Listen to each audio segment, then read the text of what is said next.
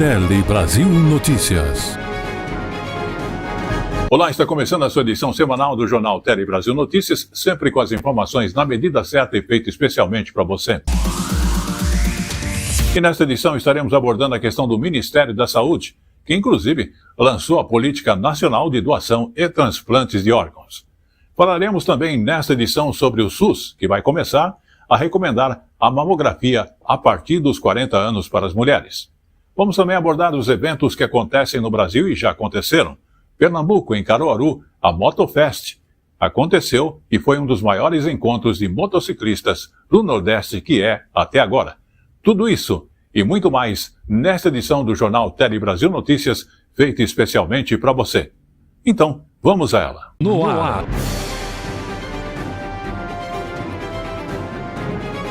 Tele Brasil Notícias. E começamos a edição do Jornal Tele Brasil Notícias desta semana, falando aí do Ministério da Saúde, que lançou a Política Nacional de Doação e Transplantes de Órgãos. Inclusive, é a primeira regulamentação do SUS que está voltada para os casos de transplantes. O ministro Alexandre Padilha esteve aqui em São Paulo, no Hospital do Rio, maior São Paulo de transplantes nesse setor do mundo. Veio participar do lançamento da campanha de doação de órgãos e a gente tem um recorde. Nos 6 primeiros meses deste ano, o Brasil realizou mais de 14.900 transplantes de órgão. É um número recorde. Nós somos o terceiro maior país em números absolutos a fazer transplantes. Perdemos apenas para Estados Unidos e China. E transplantes feitos integralmente na rede pública, a gente lidera. Somos o maior país do mundo. Só que ainda temos desafios. 80 mil pessoas, 80 mil pacientes estão na lista de espera por um transplante aqui no Brasil. Por isso, a assinatura desta política, pela primeira vez o SUS vai ter uma política com diretrizes claras para organizar a doação de órgãos e transplantes aqui no Brasil. Isso é importante porque permite acompanhar, cobrar, fiscalizar. Além disso, 20 milhões de reais por ano vão ser destinados para o fortalecimento dessa política do sistema de doações de órgãos aqui no Brasil. Qual que é o principal desafio hoje? 45% das famílias não autorizam a doação de órgãos. E não são por motivos culturais ou religiosos. O que os familiares alegam é que em vida essas pessoas não disseram que gostariam de doar os órgãos. Por isso, um programa de qualidade. O governo vai incentivar profissionais, equipes nos hospitais que entram em contato com essas famílias para esclarecer sobre a doação de órgãos. E aí, a partir do volume de atendimentos e também até do aumento de doações, essas equipes vão ser remuneradas. Além disso, a inclusão de 2 novos procedimentos de transplantes multivisceral e também de intestino delgado e de doação de líquido aminoácido de placenta para casos de queimaduras graves. O ministro Alexandre Padilha comentou esse novo programa. Veja. A importância, de você fortalecer essas equipes que têm um papel decisivo, na organização, na procura dos órgãos, na orientação para quem está lá na ponta, no momento da urgência e emergência, na formação, no treinamento, na organização desses dados, e ter um incentivo. Primeiro já tem algo importante, que é o reconhecimento por parte do Ministério da Saúde, colocar recursos, Patrícia, sobre as comissões estaduais que existem, poder fortalecer essas comissões, e poder ter esse programa que reforça, um programa de qualidade, de acompanhamento, avaliar desempenho, construir com vocês, vai ajudar inclusive para que cada vez mais a coordenação de transplante tenha um contato quase direto, ter o retorno também dessas várias equipes que estão espalhadas em vários serviços do nosso país. Vamos agora falar também de um alerta. Novos casos de intoxicação por metanol foram registrados no estado de São Paulo nos últimos 25 dias. Por isso, a Secretaria Nacional de Política sobre Drogas emitiu um alerta bastante importante. Esses casos estão relacionados ao consumo de bebidas alcoólicas adulteradas. Até o momento da gravação, nós temos aí 10 casos envolvendo aqui São Paulo e outras regiões. foram registrados pelo Centro de Informação e Assistência Toxicológica de Campinas, responsável pelo monitoramento de várias cidades no interior do estado, e estão relacionados à ingestão de bebidas como gin, uísque e vodka. O metanol é extremamente tóxico e pode causar a morte, mesmo em pequenas doses. Vamos agora falar então de saúde, porque chegou a vez dos limites máximos do colesterol recomendáveis ficarem ainda mais baixos. Tudo porque a Sociedade Brasileira de Cardiologia estabeleceu novas metas para o chamado colesterol ruim. Exatamente, quanto maiores os fatores de risco, como a presença de diabetes, hipertensão e até doença renal, menor teria que ser o limite. Vamos observar. Adalberto precisa fazer o controle do colesterol. A alimentação saudável é fundamental. Não toma remédio, a regulação é a partir da alimentação, caminhada, pelo menos umas 2 vezes por semana, em torno de 1 hora. Tem semana que é possível ampliar um pouco isso. O acúmulo de gordura nos vasos sanguíneos pode causar doenças cardiovasculares. As pessoas, por exemplo, que já são hipertensas, ou já são diabéticas, ou pessoas que fumam, pessoas com obesidade, né? Quanto mais alto é o risco dessas pessoas, também por outros motivos, mais a gente vai ter que baixar esse colesterol, mesmo que ele não esteja em níveis muito altos, entendeu? A Sociedade Brasileira de Cardiologia estabeleceu regras mais rígidas para o controle do colesterol ruim, conhecido como LDL. Quanto maior o risco, maior a necessidade de controlar o colesterol. Para pessoas com baixo risco, o nível de controle passou de 130 para 115. E uma nova categoria foi incluída para pacientes que apresentam risco extremo.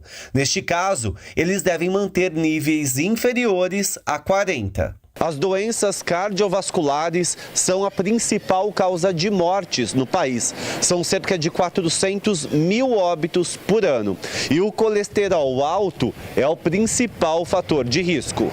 A Sociedade Brasileira de Cardiologia recomenda exames periódicos, além de hábitos de vida mais saudáveis e medicamentos quando for necessário. Pessoas podem conseguir um estilo de vida melhor, emagrecendo, parando de fumar, reduzindo o conteúdo de gordura e açúcar da sua dieta, né, consumindo mais fibra, se hidratando mais, exercício, né? E tem os remédios, que são um arsenal muito amplo hoje em dia, para quem precisa de reduções maiores, indivíduos que já estão num risco extremo, um risco muito alto ou alto. Condomínio. Dia a dia. Vamos agora abordar a questão da casa própria, o sonho da casa própria. A construção, inclusive, de um mega condomínio acaba aumentando a oferta de apartamentos na vizinhança e pode representar um grande impacto, como o aumento da demanda por transporte e também de energia. Vamos conferir mais essa informação nesta reportagem, falando sobre essa questão de moradias em condomínios e a construção de novos condomínios dentro de uma certa região e a infraestrutura para isso. No Brasil, o déficit habitacional chega a cerca de 6 milhões de moradias. A maioria das famílias afetadas recebem até 2 salários mínimos por mês. Gastar mais de 30% da renda em aluguel é a principal causa de déficit habitacional no país.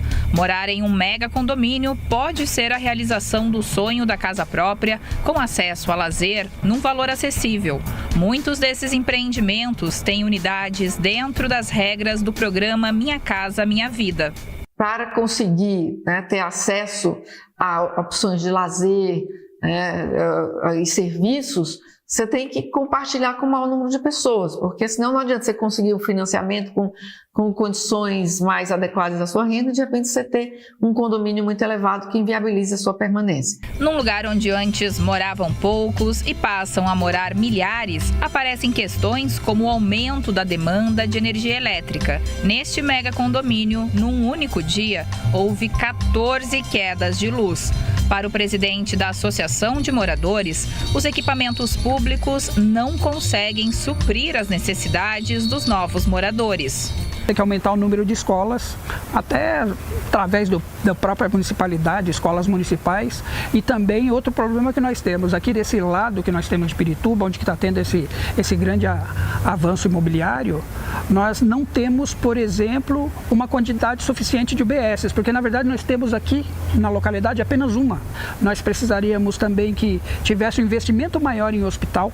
Para a representante das incorporadoras imobiliárias de São Paulo, a tendência para o futuro é do impacto urbano da cidade de 15 minutos, isto é, quando a maior parte das distâncias podem ser percorridas de casa, a pé ou de bicicleta em 15 minutos. Tem que ter uma legislação e uma parceria público-privada que entenda este contexto e que permita com que a gente desenvolva estas centralidades, conectando diversos usos, diversas classes, fazendo com que as pessoas fiquem nestes locais, para que a gente possa prover educação, saúde, todas essas questões que são questões humanas que fazem as pessoas ficarem, não façam com que elas tenham que se deslocar tanto. Enquanto terrenos grandes no centro da cidade são mais raros e mais caros, a procura se torna maior em regiões afastadas, onde o metro quadrado é mais acessível para as construtoras erguerem mega empreendimentos.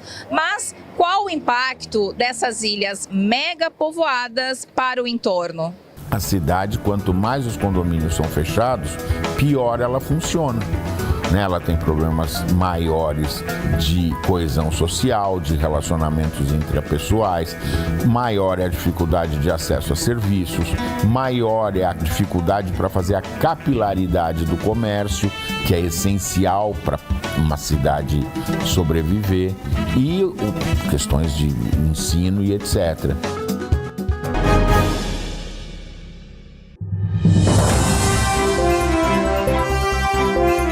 A informação na medida certa que você gosta. Um telejornalismo dinâmico, nacional e regional. Jornal Tele Brasil Notícias. A informação na medida certa.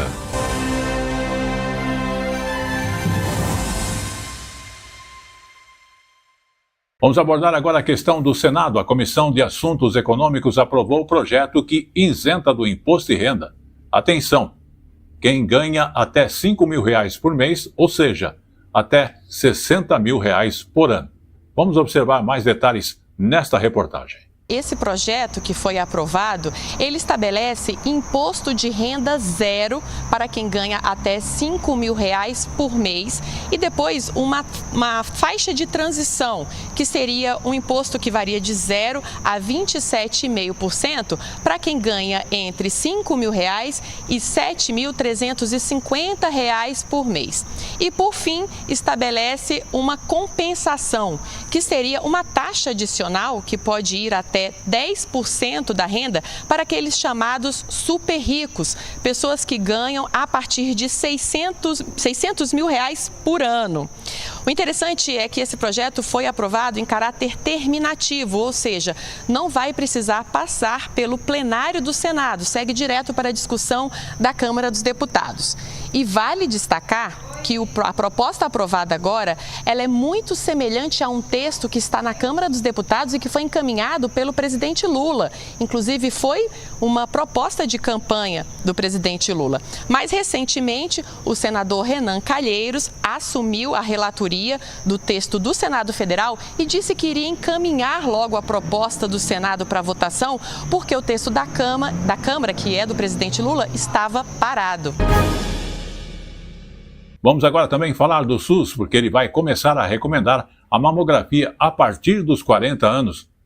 A mudança pretende reduzir diagnósticos tardios e também garantir justamente o tratamento mais eficiente no combate ao câncer de mama. Vamos observar. O exame para as mulheres entre 40 e 49 anos será feito mediante indicação médica.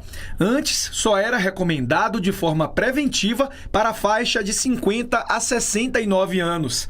A nova diretriz também amplia o rastreamento populacional bienal até os 74 anos e prevê avaliação individualizada para idosas acima dessa idade.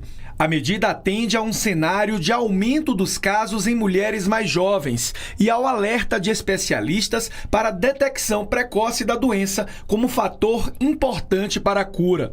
Além da ampliação dos exames, o governo anunciou a inclusão de novos medicamentos para o câncer de mama no SUS. Outra frente é a expansão da estrutura de atendimento. Em outubro, 27 carretas da saúde devem oferecer consultas, mamografias e biópsias em 22 estados. O câncer de mama é o tipo mais incidente entre mulheres no Brasil. A expectativa é que as mudanças ajudem a reduzir diagnósticos em estágios avançados e ampliem o acesso a tratamentos modernos. Muito bem, vamos falar de moradias, porque a população está envelhecendo e as moradias para pessoas idosas precisam ser repensadas aqui no Brasil.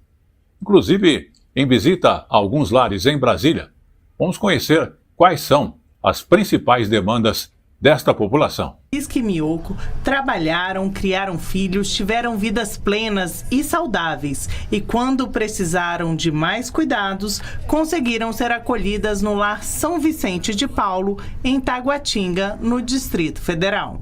Sou muito bem tratada, tenho o psicólogo, tenho fisioterapeuta, eu gosto demais daqui.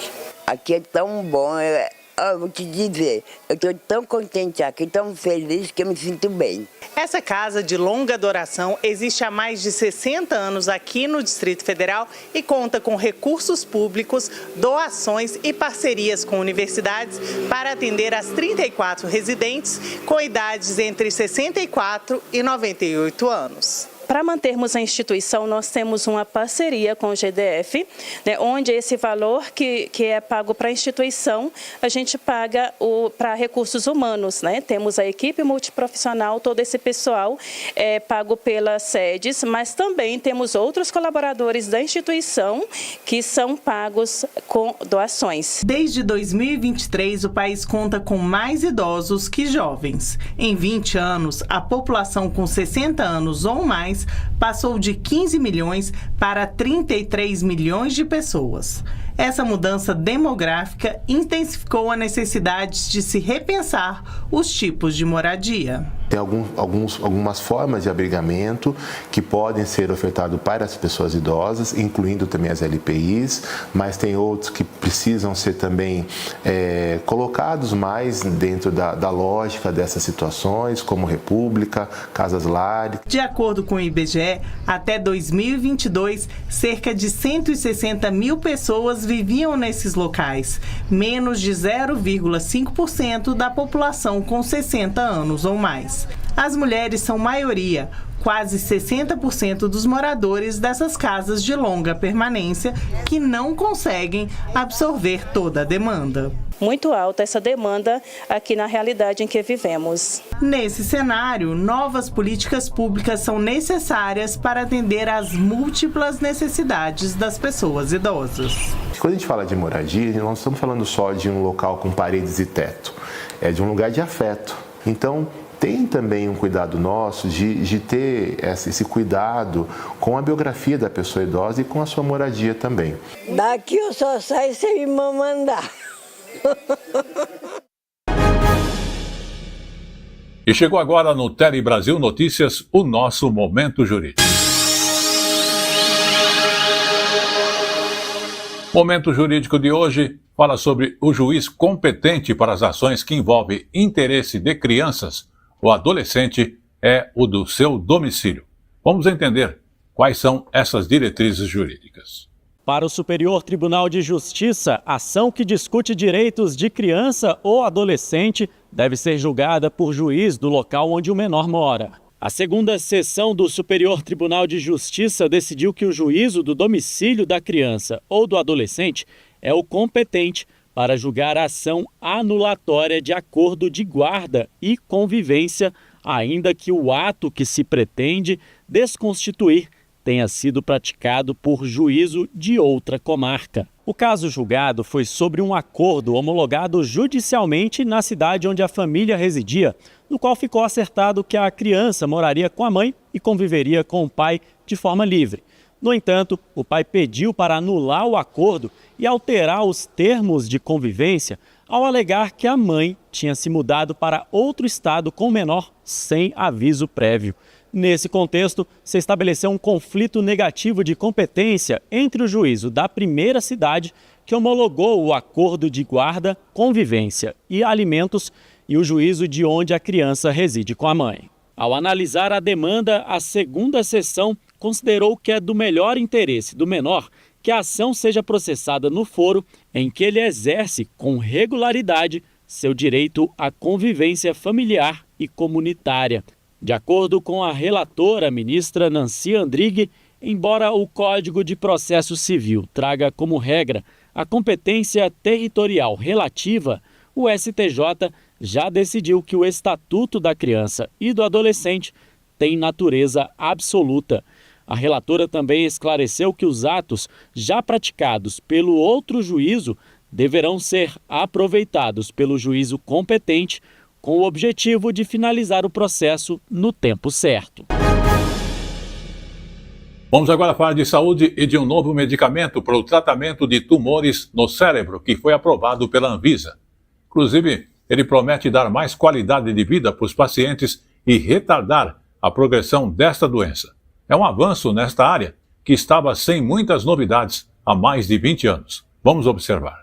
O medicamento oral vai auxiliar no combate a um tipo de tumor no cérebro comum em pessoas mais jovens, o glioma de baixo grau. A gente não tem demonstração ainda por estudo clínico já publicado que funcione no estágio mais avançado. Mas a gente sabe que no estado inicial ele atrasa e muito a chance de piora do tumor. Então, por exemplo, um paciente que seria submetido à radioterapia, ele pode ficar anos sem precisar de radioterapia ou de quimioterapia. E isso previne que o paciente tenha os efeitos colaterais do tratamento. Uma pressão no ouvido foi o primeiro sintoma de Isadora, que descobriu câncer no cérebro no ano passado. Como nenhum médico otorrino suspeitou de algo mais grave, foi só após uma convulsão que ela teve o diagnóstico. A gente fica com muita esperança, né? Eu faço parte de um grupo onde tem vários pacientes e todos se mostraram extremamente felizes com essa notícia da chegada desse novo medicamento. E assim, eu vi lá que é para tumores de gliomas de baixo grau. No meu caso, o meu glioma é de alto grau. Mas é a partir daí que a gente vai conseguindo mais conquistas, né? Mais avanços. Para ser colocado à venda, o remédio ainda depende da definição de preço pela Câmara de Regulação do Mercado de Medicamentos e, em seguida, da análise para uma possível incorporação ao SUS ou aos planos de saúde.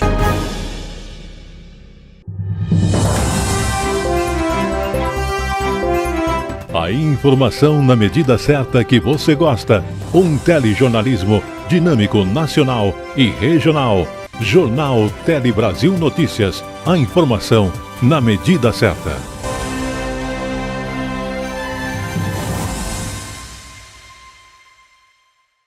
Condomínio, dia a dia. Muito bem, vamos falar de convivência dia a dia. E como estamos abordando aqui algumas questões de condomínio, vamos falar da vida dentro de um mega condomínio, que pode trazer aí oportunidades de convivência e até mesmo oportunidades de negócio. Mas também tem aquela questão do dia a dia, com os vizinhos, que nem sempre é uma coisa fácil. Então, você se coloca ali na parte do administrador desses espaços, que tem que resolver conflitos entre condomínios e também não é uma tarefa tão simples, que exige cada vez mais organização e preparo dos síndicos de cada condomínio envolvido. Vamos observar mais detalhes nesta reportagem. O Hélio morava numa casa e se mudou para este condomínio há 2 anos. Além de um novo lar, encontrou uma oportunidade de negócio no local, vender frutas e verduras para a vizinhança. Aqui já é uma família, né? Eu já conheço todo mundo me conhece. Para mim, todo mundo gente boa. Não tenho nada contra ninguém. Tem o telefone também, às vezes a pessoa liga, pede para separar, eu separo. Quando a minha esposa está aqui, também eu levo na portaria. Só os moradores do condomínio já são uma clientela grande. O Hélio mora num dos 51 edifícios deste mega condomínio em Pirituba, na zona norte de São Paulo. São mais de 7 mil apartamentos num bairro criado do zero, num espaço de quase 170 mil metros quadrados.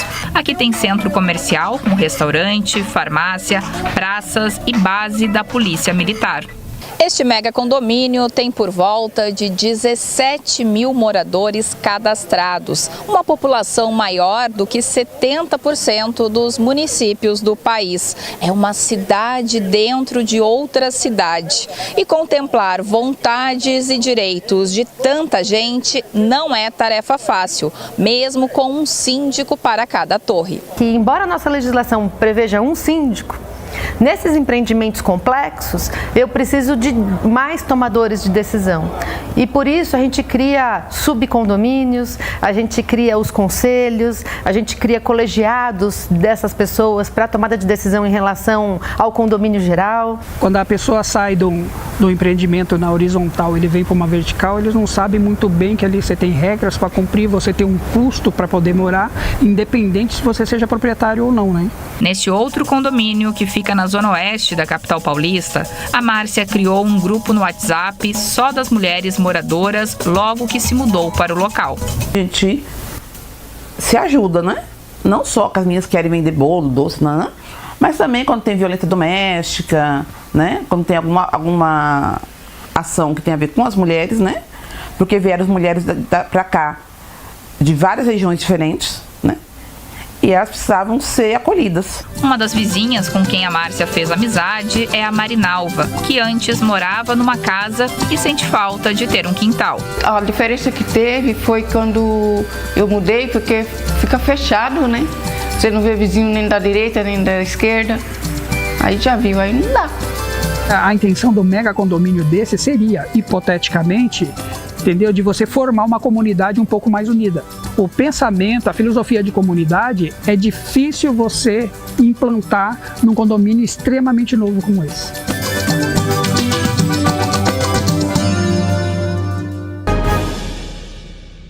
E ainda falando de moradia, vamos falar do levantamento da Companhia de Despejo Zero, que aponta que mais de 2 milhões de brasileiros estão aí e vivem ameaçados de despejo ou remoção dos lugares onde estão morando.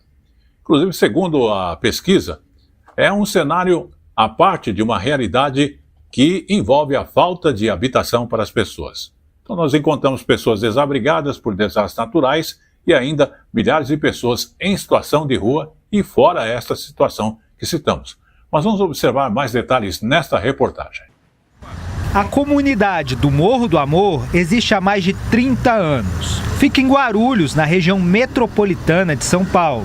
As casas de alvenaria receberam recentemente água encanada. São pessoas que teriam dificuldades em pagar um aluguel em outro lugar. No ano retrasado, eles nos ofertaram um aluguel social de R$600. Isso atende às necessidades de vocês? Não paga nem aluguel se tiver uma casa alugada aqui dentro da comunidade, não é esse preço. Lá fora é R$1.000, R$1.200, como é que a gente vai pagar com 600? Mas uma ação do Ministério Público pede a remoção das 140 famílias por se tratar de uma área de encosta, sujeita a deslizamentos. Os moradores, no entanto, dizem que nunca ocorreram acidentes desse tipo e laudos contestam essa possibilidade. A ameaça de despejo é um receio constante de quem vive por aqui. Nós estamos fazendo uma frente para conversar com a Defensoria Pública, com o Ministério Público, procurando a ajuda de alguns parlamentares. A campanha Despejo Zero foi criada durante a pandemia de Covid-19 e monitora a luta por moradia desde então.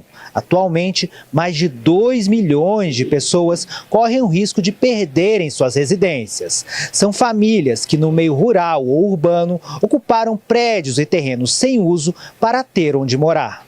De acordo com o levantamento, aproximadamente 7 em cada 10 dessas pessoas são negras e 6 em cada 10 são mulheres. A gente precisa entender que por trás desses dados, por trás desses 2 milhões de pessoas, existem vidas de pessoas extremamente vulnerabilizadas, vidas de pessoas que foram negligenciadas por décadas, por séculos, no Brasil, e essa realmente é uma dívida histórica do Brasil com a população mais vulnerabilizada, e a gente precisa entender que moradia é um direito, Sem moradia, sem terra, não tem soberania. Então a gente precisa entender mesmo que isso está muito conectado com a questão da dignidade humana. Vamos agora também falar de educação, porque 7 em cada 10 estudantes do ensino médio já navegam pela internet e usam a inteligência artificial para fazer aquelas pesquisas escolares. É o que revela um recente relatório da pesquisa do TIC Educação. No entanto, somente 32% tiveram alguma orientação de educadores para a realização dessas atividades. Uma mediação que, segundo o especialista, se torna fundamental para o processo de aprendizagem. Vamos observar. Esses estudantes estão se preparando para o Enem. Eles usam todos os recursos disponíveis atrás do melhor desempenho. Utilizo bastante o ChatGPT, utilizo a plataforma do Enem, que a gente digitaliza a redação e eles corrigem, mas também peço bastante auxílio dos meus professores de português. Faço exercícios que estão disponíveis na plataforma, os conteúdos. Faço também exercícios que tem no YouTube, no Google. Então acaba que eu pego um pouco de tudo. Com a popularização da inteligência artificial, as ferramentas de resposta rápida vêm sendo usadas no esclarecimento de dúvidas. Mas essa especialista alerta, é preciso cautela. Esse conteúdo que retorna, ele é muito convincente e parece sempre e tem uma coerência muito grande no texto, mas não há uma garantia de que ele preserve a verdade, porque ele não tem este compromisso. Então é preciso um uso crítico e eu acredito que usar criticamente, inclusive, vai ajudar a preparar melhor esse estudante. E nessa escola, em Duque de Caxias, no Rio de Janeiro, além de estudar para o Enem, os estudantes cumprem uma disciplina de letramento digital e nesse espaço ainda tem acesso a diversos recursos tecnológicos. Usar a IA para, por exemplo, pesquisar um tema que eu não domino, mas não acreditar fielmente na informação que a IA traz, Buscar informações em livros didáticos e consultar professores. Além da busca por conteúdo, os alunos têm submetido suas redações à correção feita pela inteligência artificial, um recurso disponibilizado, inclusive, na rede de ensino do Rio de Janeiro. Eles fazem as redações de acordo com as instruções que são dadas por essa inteligência artificial. E essa inteligência também corrige as redações em tempo hábil para que eles possam se reconduzir nesse processo de construção de texto. Criar fluxogramas, mapas mentais e cronogramas de estudo. A tecnologia facilitou a vida de quem estuda, mas nada que substitua a presença do professor. É muito válido a gente utilizar de meios físicos, tanto quanto digitais. Estar com o professor dentro de sala de aula é muito importante, eu acho que essa troca é muito válida e auxilia para melhor aprendizado. Vamos abordar agora a questão de uso de celulares por idosos, que vem crescendo ano após ano. Em 2019 a 2024, o aumento foi de 11 pontos percentuais, chegando a 78% no ano passado, segundo o módulo de Tecnologia da Informação e Comunicação do PNAD Contínua de 2024. E justamente para se inserirem no ambiente digital, muitos têm voltado à sala de aula. Vamos observar. Integrantes da geração prateada, ou seja, 60 anos mais em sala de aula. Essa parte aqui de cima, primeiramente nós temos os stories, Investimento para uma nova fase. Aos 66 anos, a Magna, aposentada há 9, quer aprender a usar melhor o Instagram. A ideia é que a rede social ajude a venda das peças de crochê que ela cria e se tornar uma fonte de renda extra. Eu procurei o Instagram para me aprender a ver como ele funcionava. porque a gente demora muito a procurar esse tipo de curso. E dentro de casa, os jovens é assim, pum, já fiz. E você não entende. Então, por eu não entender eles fazerem o serviço, eu procurei o curso para me poder melhorar e entender o que eu estava fazendo. Aqui, você escreve alguma coisa para ela. A evolução é muito rápida, né? Então a gente nessa idade não segue tão rápido como está evoluindo, né? Então às vezes você tem uma dúvida, né? Esquece também, né? Que você não fica todos os dias fazendo isso, né? Trabalhando nisso, então de vez em quando a gente pede uma ajudazinha. Home, post, feed, soft block. Para além de destrinchar esse vocabulário para pessoas idosas, o curso ensina a navegar e criar conteúdo utilizando todos os recursos disponíveis nas redes sociais. Mas, além disso, ajuda os alunos a aprenderem a se portar no mundo digital. O que a gente vê muito hoje nas redes sociais são pessoas apenas dando bom dia, dando boa tarde, isso de forma involuntária, isso até de forma maçante. O que eu tento colocar aqui nas minhas oficinas é que essas pessoas 60+, muito mais do que elas darem bom dia e boa tarde, elas podem ser criadoras de conteúdo. Vamos falar agora também da energia, que a Agência Nacional de Energia Elétrica anunciou que neste mês de outubro, que estamos agora, vai vigorar a bandeira tarifária vermelha, patamar 1. Significa que os consumidores vão pagar um acréscimo de R$ 4,46 no consumo de sua energia. Vamos observar. Os consumidores vão pagar um acréscimo de R$ 4,46 a cada 100 kW por hora consumidos. A medida representa uma redução em relação aos últimos 2 meses, quando estava em vigor a bandeira vermelha patamar 2, mais cara. Segundo a ANEEL, o baixo volume de chuvas diminuiu o nível dos reservatórios e tornou necessário o uso de termoelétricas, que tem custo de geração mais alto. Os detalhes você pode ver no site da Agência Brasil, no endereço agenciabrasil.abc.com.br. Vamos agora falar de um relatório que fala aí sobre educação e a restrição no uso de celulares no ambiente escolar vigente desde janeiro deste ano tem dado bons resultados. Isso mesmo. Também aponta uma redução nos casos de bullying digital. Vamos observar. Nesta escola, em Guarulhos, na Grande São Paulo, o celular já quase não era usado em sala de aula. Com a lei, a restrição ficou ainda maior.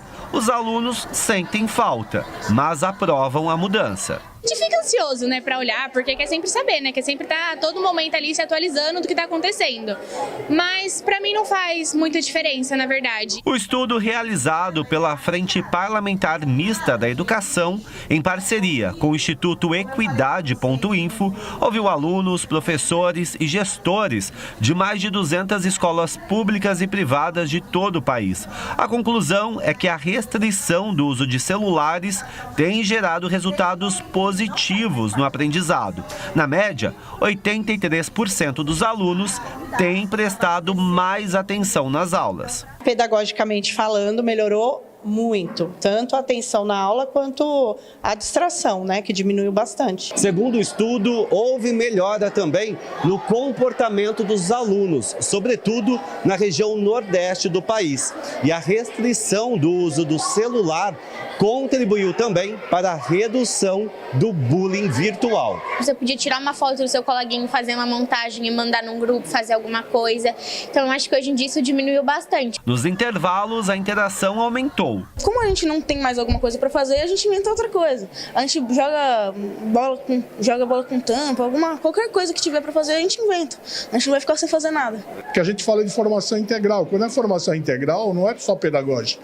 Ela é social, ela é emocional, e isso impacta muito, né? Para eles, a ansiedade e o tédio sem o celular são mais presentes. Mesmo assim, educadores acreditam nos bons resultados da educação com menos celular e alertam os pais sobre outro desafio: o uso dos aparelhos dentro de casa. Na hora do jantar, está cada membro da família com seu celular na mão, a interação dentro da família não acontece também. E o vício pode derivar disso. Não digo proibir o celular, a não ser até uma certa idade, mas evidentemente limitar o uso para determinados momentos. Vamos também abordar agora a questão da previsão do tempo para algumas regiões que estão começando a receber justamente uma mensagem, que é uma mensagem inesperada no celular do Sistema de Alerta da Defesa Civil. Preste atenção e acate as recomendações, que é muito importante. Vamos observar. Numa tarde de sábado comum, pessoas distraídas com o celular na mão e, de repente, uma mensagem inesperada. Mas não é nada para se preocupar. Trata-se do teste do Sistema de Alerta da Defesa Civil. Desta vez, a demonstração é feita em vários municípios da região Centro-Oeste. Bom, eu já passei por essa experiência em Belo Horizonte, né? Lá também tem esse tipo de serviço, e aí eu vi, achei interessante que eu ouvi uma simulação, e aí eu escutei o barulho, primeiro fiquei assustada, depois eu vi que era só uma simulação, apertei e continuei almoçando. Achei importante, é um meio, né, da gente, não deixa de ser uma informação para que a gente possa saber o que fazer. O chamado Defesa Civil Alerta é um dispositivo que utiliza tecnologia de transmissão via telefonia celular de forma gratuita e serve como aviso para quem estiver em localidades com risco iminente de alagamentos, enxurradas, deslizamentos de terra, vendavais, chuvas de granizo, entre outros. A ideia é permitir que as pessoas possam adotar medidas de proteção. Dependendo da gravidade do alerta, o sistema pode emitir um sinal sonoro, parecido com uma sirene.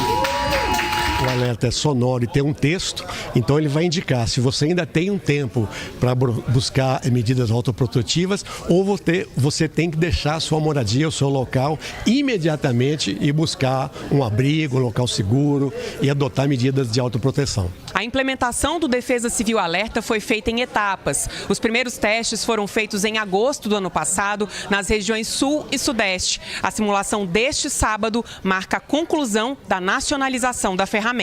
O Defesa Civil Alerta foi desenvolvido pelo Ministério da Integração e do Desenvolvimento Regional com o suporte técnico da Agência Nacional de Telecomunicações. Mas o conteúdo dos alertas e o momento de envio dos conteúdos são de responsabilidade dos departamentos de defesa civis de estados e municípios. Vamos falar agora da questão do álcool. O consumo de álcool no Brasil é muito elevado e justamente a quantidade é considerada excessiva. E o abuso no consumo também é grande entre adolescentes. 1 em cada 9 jovens do país apresenta transtornos por uso de álcool. Os dados foram apresentados no Ministério da Justiça durante o painel do Observatório Brasileiro de Informações sobre Drogas. Vamos observar. O painel trouxe dados inéditos sobre o uso de álcool no país. Entre os destaques está o consumo médio do brasileiro, que é de 5,3 doses por semana. O abuso do álcool, chamado de episódio pesado, também é alto. 1 em cada 3 adultos toma, num único evento, 6 ou mais doses. Os dados sobre o consumo na adolescência também tiveram destaque. O que se observa é que numa faixa etária que nem é permitido consumir bebidas alcoólicas, mais de 1/3 dos adolescentes que bebem fazem consumo pesado.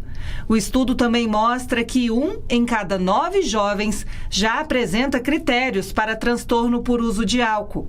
Na busca de soluções para a redução do consumo, a Organização Mundial da Saúde aponta as políticas de preço como uma das intervenções mais efetivas.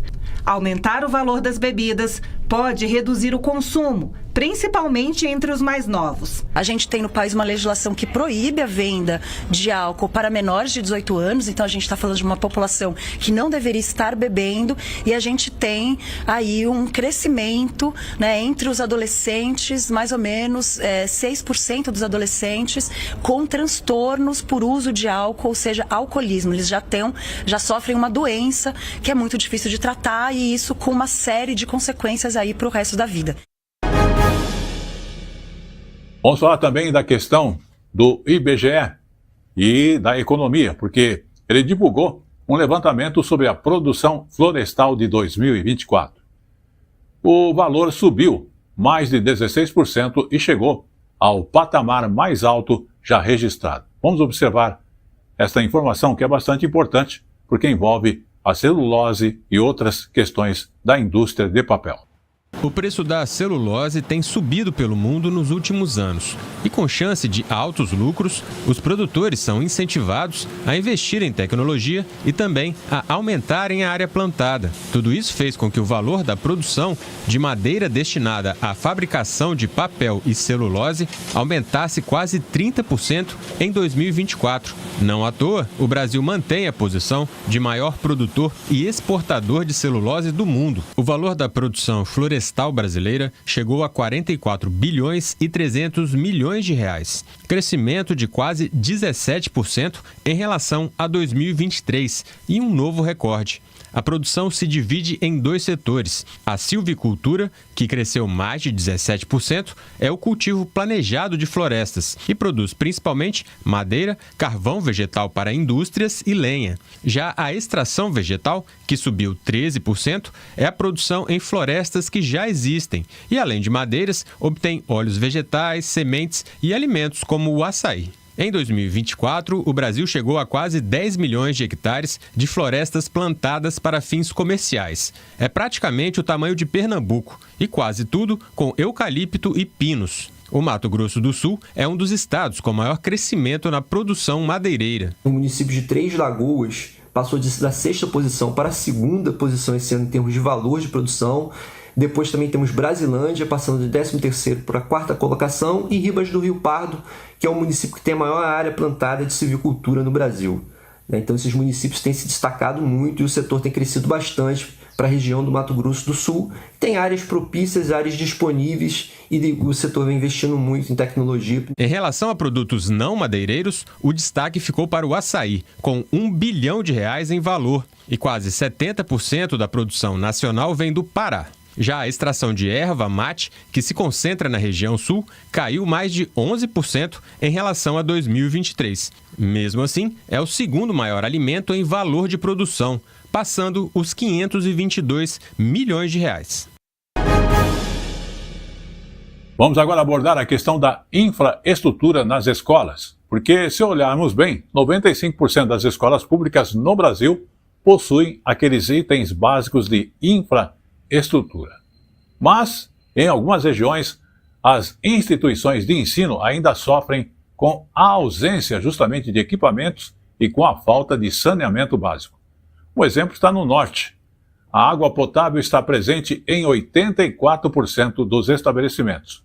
No sul, uma região já diferente, o índice chega a 100%. E os dados são do Anuário da Educação 2025.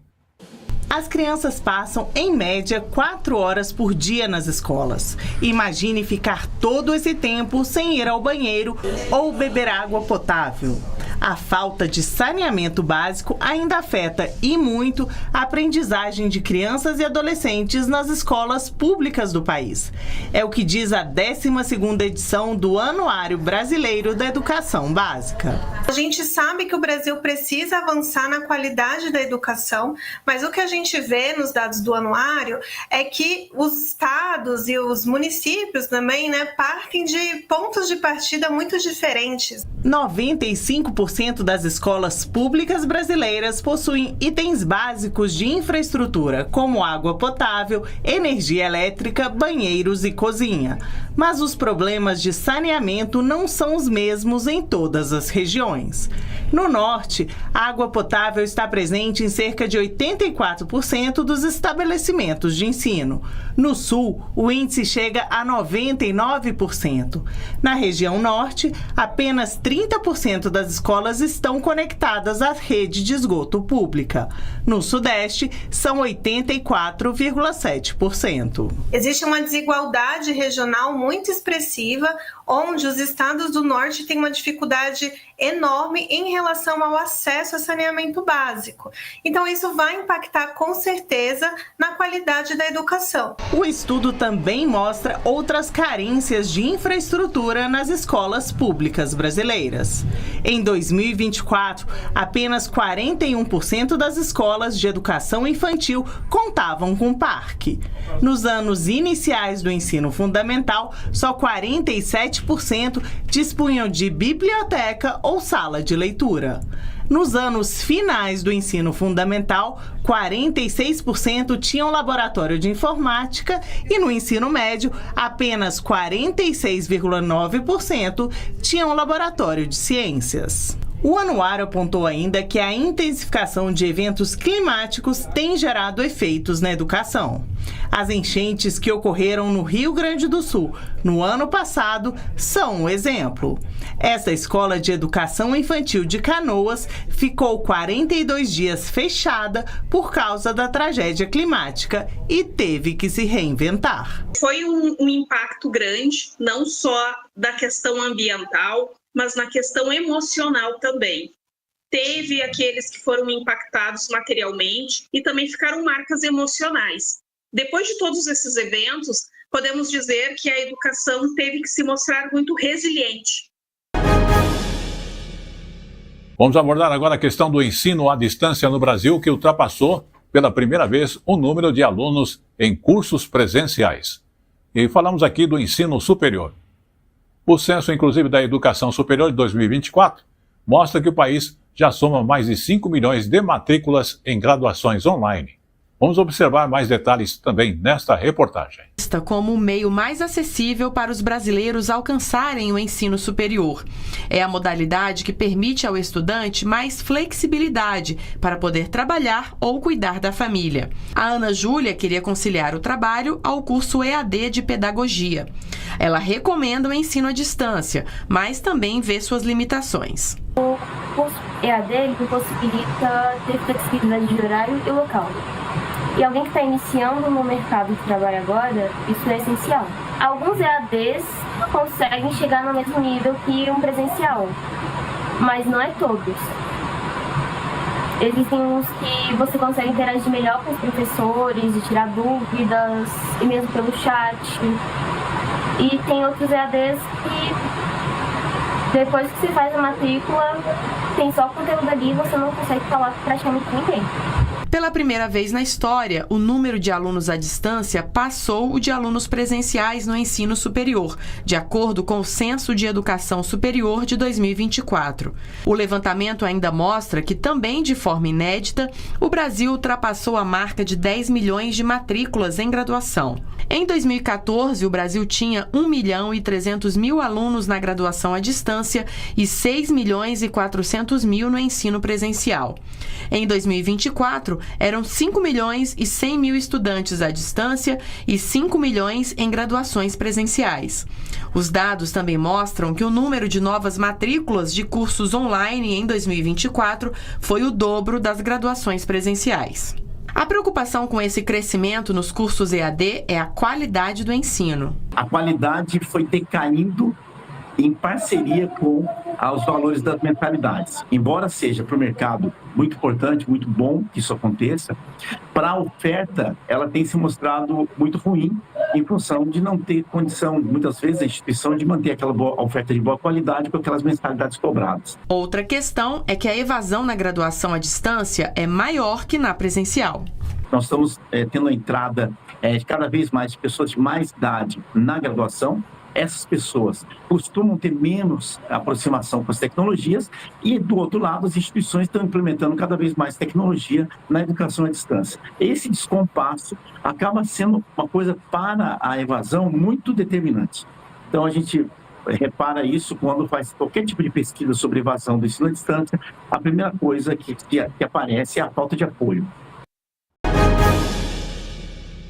Muito bem, estamos vivendo a primavera e pela primeira vez ela traz mudanças no tempo, mas também mudanças na própria vegetação.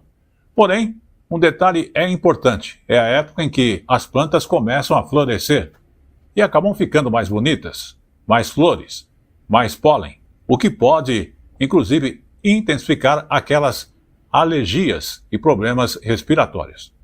Vamos conferir e acompanhar na reportagem da TV Ceará, uma emissora da Rede Nacional de Comunicação.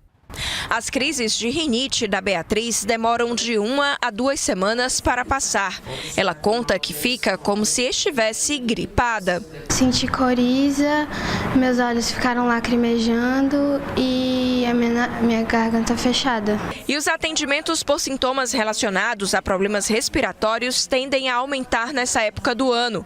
Isso porque o pólen liberado durante a floração do cajueiro pode provocar ou agravar alergias respiratórias, como a rinite, sinusite, asma e bronquite. A rinite é a mais comum. A rinite é um quadro inflamatório da mucosa do nariz, que é uma reação exagerada que ocorre quando algumas partículas de poeira ou pólen, entram em contato com a mucosa respiratória. Entre os principais sintomas estão os espirros, congestão nasal, olhos vermelhos e lacrimejando, além de coceiras e, em casos mais graves, falta de ar. Para evitar complicações, é necessário manter o corpo sempre bem hidratado, higienizar o nariz com soro, manter as mãos sempre limpas e os ambientes, evitando exposição à poeira, fumaça e também evitar se automedicar. Caso o paciente apresente um quadro febril, prostração ou ainda dor, é necessário procurar um especialista. Crianças, idosos e pessoas com histórico de doenças respiratórias são mais suscetíveis a ter a rinite. Em casa, manter a janela fechada na hora do vento forte e evitar varrer o chão da casa. Preferir panos umedecidos, ou o próprio aspirador. O melhor é o pano umedecido para não levantar poeira. A utilização de máscaras também ajuda. Muito bem, vamos falar agora do final de semana e eventos que aconteceram aqui em São Paulo e outras regiões. Nós tivemos em São Paulo a festa que celebra a imigração de todos os povos que ajudaram justamente a formar a maior cidade do Hemisfério Sul. E o local do encontro, inclusive, é um símbolo desta capital que recebe até hoje pessoas de todo o mundo. Vamos observar. Uma festa que reúne grande parte da diversidade de imigrantes que vieram para São Paulo. Na gastronomia, comidas típicas e artesanato de mais de 40 países, além de apresentações culturais. O objetivo é valorizar as heranças culturais e tradições de diversas nacionalidades. A festa acontece no complexo da antiga hospedaria de imigrantes, no bairro da Moca, região central de São Paulo. Por aqui passaram 2,5 milhões de pessoas das mais diversas origens. A parte gastronômica, que tem mais de 40 expositores, então dá para você vir e desfrutar e saborear a cultura culinária mesmo, a cultura gastronômica desses países. Mas a gente tem artesanato, a gente tem a programação de palco com muita dança, muita música no palco. Temos também as oficinas de culinária, de artesanato, workshop de dança. É uma festa para vir e para passar o dia aqui, porque tem programação para toda a família. Vamos falar agora também do Nordeste, festa, porque lá em Pernambuco, em Caruaru, e inclusive houve o clima da grande festa que é a Motofest, que é um dos maiores encontros de motociclista lá da região do Nordeste. O evento, inclusive, reúne amantes de duas rodas de várias partes do Brasil e, inclusive, ele movimenta a cidade com shows, exibições, inclusive radicais, e também aquela feijoada especial. Vamos observar mais detalhes do que aconteceu, e essa festa foi até o último domingo, através da Pref TV de Caruaru. A nossa equipe fala ao vivo do pátio de evento Luiz Gonzaga, na área central aqui de Caruaru, onde acontece a edição 2025 do Caruaru Motofest. O evento, que reúne diversos clubes de motos da região nordeste do país, teve início ontem e segue até o próximo domingo. Nesta noite de sexta-feira haverá 3 apresentações de bandas de rock genuinamente caruaruense. E haverá também a apresentação do cantor de reggae Edson Gomes, Nomes, uma atração nacional que vem então fechar essa segunda noite de shows aqui na área central de Caruaru, no pátio de eventos Luiz Gonzaga, onde normalmente acontece os festejos juninos. Segundo a Prefeitura Municipal, aproximadamente 60 mil pessoas vindas de vários estados do país devem passar pelo Motofest até o próximo domingo, para participar desse evento que é totalmente gratuito. As apresentações acontecem nesse espaço, mas também no Mercado Cultural Casa Rosa, que fica localizado na área central de Caruaru, próximo ao polo gastronômico. Caruaru é conhecida em todo o país por ser uma cidade multicultural, então aqui tem muito forró, tem reggae, tem rock, tem espaço para todos os ritmos musicais. Vamos agora então falar de literatura, porque justamente é nos livros que você divide histórias e também no encontro pessoal em grupos, que formam os clubes do livro, que é um encontro que misturam a parte da literatura, as conversas e, é lógico, a amizade. Vamos conferir na reportagem da TVE do Espírito Santo mais esta outra questão de literatura e interação.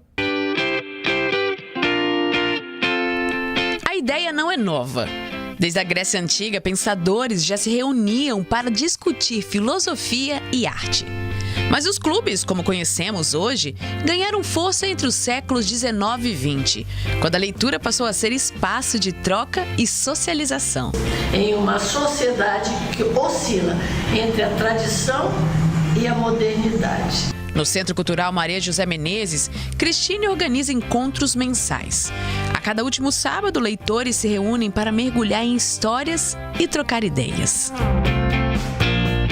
Desde o início da pandemia, eu tenho lido muito, né? Sempre gostei de ler, mas não tinha muita oportunidade. E isso foi abrindo muito meus horizontes. Foi lendo autores que eu não conhecia, etc. Enfim, aí quando surgiu a Casa da Cultura aqui, vamos levar o Clube do Livro, que a gente faz a leitura chegar a outras pessoas também.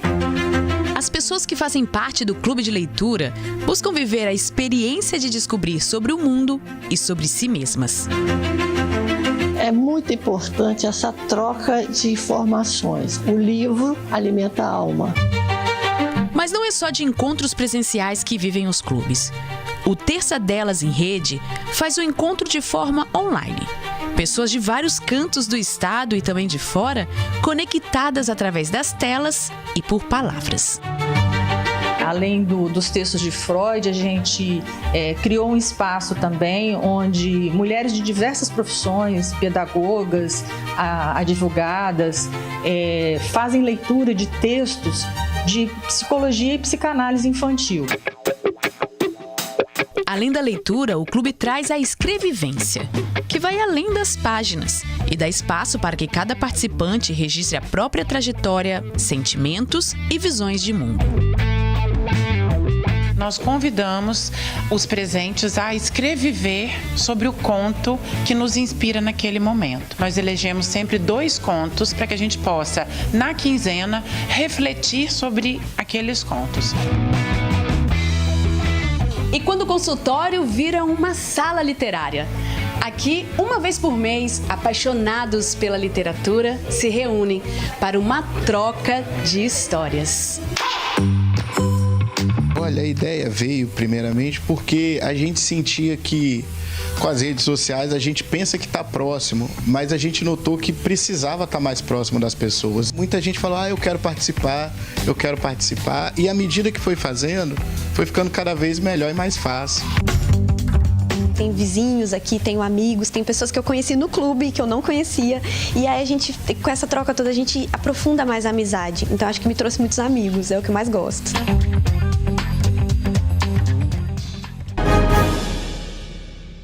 E como eu falo sempre, tudo que é bom dura pouco. O Tele Brasil Notícias da semana está chegando ao seu final, agradecendo a sua audiência em qualquer parte do mundo e também aqui no Brasil. Mas antes, vamos falar da questão de brincar, que é muito mais do que diversão, principalmente para as crianças, que é uma parte fundamental do desenvolvimento dessas crianças e que acaba estimulando a criatividade e fortalece os vínculos. A TV do Espírito Santo mostra como o lúdico ajuda na formação desses pequenos, que são as crianças, e de que forma pais e educadores podem incentivar esta prática, mesmo em tempos em que temos aí as telas do computador, do tablet e assim por diante. Vamos observar. Era uma vez 2 irmãos, Melina e Gabriel. Eles têm 4 e 2 anos. E sabe o que eles mais gostam de fazer? Brincar. Seja na cozinha ou numa banda musical, os irmãos não dispensam uma brincadeira e envolvem quem está por perto. Aí, agora tenta apertar aqui, esse daqui de cima. A curiosidade é o que move as crianças. E a mamãe Raesca deixa os dois bem livres. Eles têm acesso a todas as brincadeiras, a gente senta para brincar com eles, mas a gente também sempre estimulou eles brincarem sozinhos. É importante a gente oferecer oportunidades da criança brincar. Oferecer oportunidade de deixar ela no chão, né, que é onde ela vai poder se desenvolver. Então, no tapetinho, o tempo de chão é uma coisa muito importante para a criança. O brincar apoia o desenvolvimento das crianças e planta a sementinha para adultos mais confiantes. É essencial, é como se fosse o trabalho da criança, é a ocupação que ela precisa ter, né? Porque é através do brincar que ela vai se desenvolver, de todas as formas, né? Desde a área motora até a área da cognição, lá na frente. Então, o aprendizado da criança, ele também se dá através da brincadeira. O importante é manter as crianças ativas e criativas. E com esse último fato envolvendo a educação e o entretenimento, o Tele Brasil Notícias da semana vai ficando por aqui, agradecendo a sua audiência e lembrando que você nos acompanha através do nosso site, que é telebrasilnoticias.com.br, ou mesmo através das redes sociais, usando o @Jornal Tele Brasil Notícias. Temos também no Facebook a Hora da Notícia Rádio e TV. Queremos agradecer toda a nossa equipe de produção e estaremos de volta na semana que vem. Até lá!